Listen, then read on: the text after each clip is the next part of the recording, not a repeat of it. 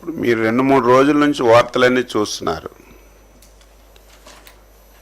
మీరందరూ సజీవ సాక్షులు. గన్నవరం ఆఫీస్ తగలబెట్టిన దాంట్లో మీరందరూ కూడా చూశారు. అది నేను ఆ రోజు రాష్ట్ర పార్టీ అధ్యక్షుడిగా ఉన్నాను. చాలా బాధపడ్డాను. దేశ చరిత్రలో ఎప్పుడూ ఒక రాజకీయ పార్టీ ఆఫీస్ మీద ఇంకొక రాజకీయ పార్టీ వచ్చి దాడి చేయడం అనేది ఎప్పుడు చూడలేదు. ఆ రోజు అక్కడ పనిచేసినటువంటి కంప్యూటర్ ఆపరేటర్తో కంప్లైంట్ ఇప్పించాం. కంప్లైంట్ తీసుకున్నారు, రిజిస్టర్ చేయలేదు. అక్కడ ఎవరైతే మా కార్యకర్తలు ఉన్నారో వాళ్ళందరికీ అరెస్టులు చేశారు. ఈవెన్ మహిళని కూడా చూడకుండా. కళ్యాణ్ అని చెప్పి మీకు ఐడియా ఉంటుంది. నెలల తరబడి జైల్లో పెట్టారు. మేము వచ్చిన తర్వాత చట్ట ప్రకారం ఆ రోజు ఉన్నటువంటి కంప్లైంట్ మీద కేసు రిజిస్టర్ చేసి ఎవరు అందులో ఇంటర్ఫియర్ అవ్వలేదు. ఏం జరుగుతుందో కూడా అడగలేదు. ఎందుకంటే దానికి సీక్రెసీ ఏం లేదు. వీడియోస్ అన్నీ ఉన్నాయి, సీసీ కెమెరా ఫుటేజ్ అంతా ఉంది. అవన్నీ చూసి కేసు కట్టి పోలీసులు వాళ్ళ పని వాళ్ళు చేస్తున్నారు. 3 రోజుల ముందు నేనే ఆశ్చర్యపోయాను. అసలు కంప్లైంట్ ఇచ్చినటువంటి వ్యక్తి విత్డ్రా చేసుకున్నాడంటే కోర్టులో నేను ఆశ్చర్యపోయాను. మనసులో అనుకున్నాను నేను, ఇది ఏదో ఒకటి జరిగి ఉంటుంది. భయపెట్టుంటారా, ఫ్యామిలీని చంపేస్తామని ఉంటారా, విత్డ్రాలు చేసుకోకపోతే నువ్వేమైనా ఈ సమాజంలో ఉండవని ఉంటారా, నా మనసులో నేను అనుకున్నాను. కానీ బయట పెట్టలేదు. నిన్న చూసేసరికి కంప్లైంట్ ఇచ్చిన తర్వాత నేను ఏదనుకున్నాను అదే జరిగింది. ఎక్కడైనా ఉంటుందా? ఒక పార్టీ ఆఫీసులో పనిచేసిన వ్యక్తి,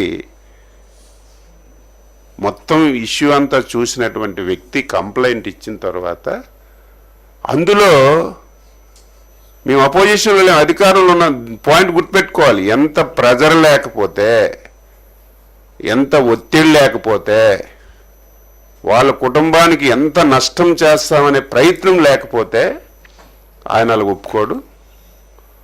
అది కూడా నేను మార్నింగే చూశాను. వాళ్ళ తల్లిదండ్రులు వాళ్ళు కంప్లైంట్ ఇచ్చారని, ఇది సీరియస్గా తీసుకోవాల్సిన ఇష్యూ కాబట్టి పోలీసులు వాళ్ళ పని వాళ్ళు చేసి అరెస్ట్ చేశారు. దీన్ని భూతద్దంలో చూడవలసిన అవసరం లేదు. మేము నిన్నే అధికారంలో లేము, వచ్చి 8 మాసాలు కంప్లీట్ అయింది.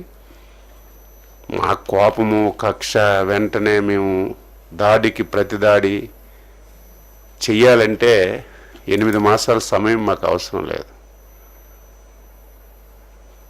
మేము ఒక డెసిషన్ తీసుకున్నాం. చంద్రబాబు నాయుడు గారి ఆధ్వర్యంలో ఎన్డీఏ ప్రభుత్వం దాడికి ప్రతిదాడి అనేది రాజకీయాల్లో మంచిది కాదు. లాస్ట్ 5 years ఇలాగే చేసి రాష్ట్రం తీవ్రమైనటువంటి నష్టాల్లోకి వెళ్ళిపోయింది. ఈ 8 మాసాల్లో మేము ఈ ఆ చెవుల్లో దూది పెట్టుకున్నాం. మా కార్యకర్తలు తిట్టినటువంటి తిట్లకి మనం అధికారంలోకి వచ్చాం. 5 సంవత్సరాలు నరకం పడ్డాం. ఊచకోత కోశారు. మీరు అధికారంలోకి వచ్చి ఏం చేస్తున్నారని మమ్మల్ని కార్యకర్తలు బూతులు తిట్టినా, సోషల్ మీడియాలో తిట్టినా సరే దాడికి ప్రతిదాడి అనేది మంచి విధానం కాదు. అలాగని చెప్పి చేతకాని ప్రభుత్వం కూడా కాదు, చేతులు కట్టుకొని ఉండం.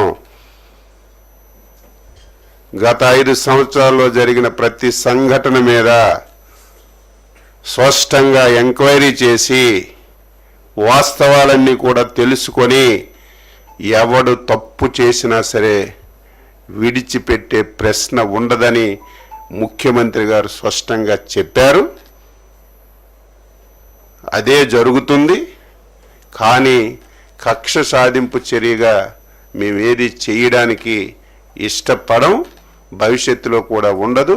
కానీ తప్పు చేసిన వాడు తాత్కాలికంగా తప్పించుకొని తిరగొచ్చు తప్ప ఏదైనా ఒక రోజు చట్టానికి లోబడి శిక్ష అర్హుడవుతాడు. ఈరోజు కూడా అదే జరిగింది. నేను ఇంకా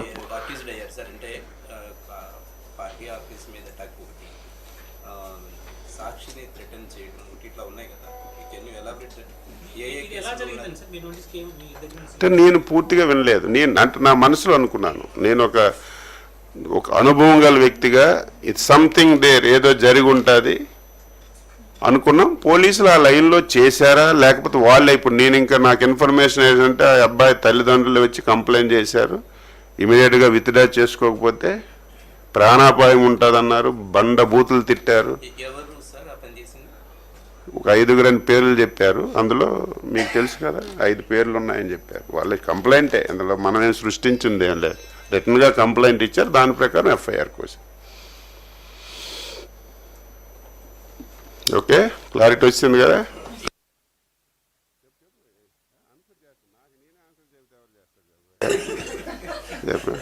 ఐదేళ్ల తర్వాత ఆల్మోస్ట్ 4 ఏళ్ళు అయిందా ఇది ఇన్సిడెంట్ జరిగి? ఏది పార్టీ ఆఫీస్ మీద లేదు లేదు, 1 year. Election 2 months before, election 2 months ముందు ఇది.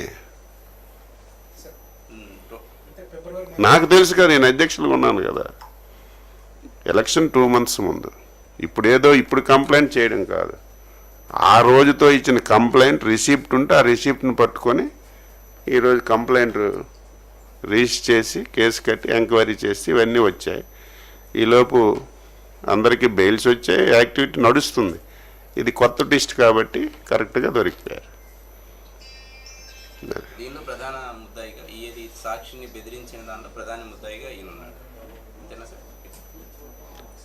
అంతే కదా, నేను చెప్పలేదు కదా, నాకు తెలియదు, నీకు నేను చెప్పలేదు. వాళ్ళ కంప్లైంట్స్లో 1, 2, 3, 4, 5 అని చెప్పి వాళ్ళ తల్లిదండ్రులు ఇచ్చిన కంప్లైంట్ ఎఫ్ఐఆర్ కోశారు.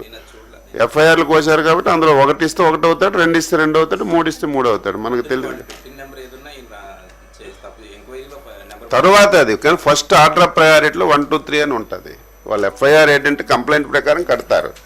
ఇన్వెస్టిగేషన్లో ఎవరు ముందు ఎవరు వెనక అనేది, ఎవరు డైరెక్ట్గా పాల్గొన్నారు, ఇవన్నీ తర్వాత ఉంటాయి, ఇన్వెస్టిగేషన్లో తేలుతాయి అవన్నీ.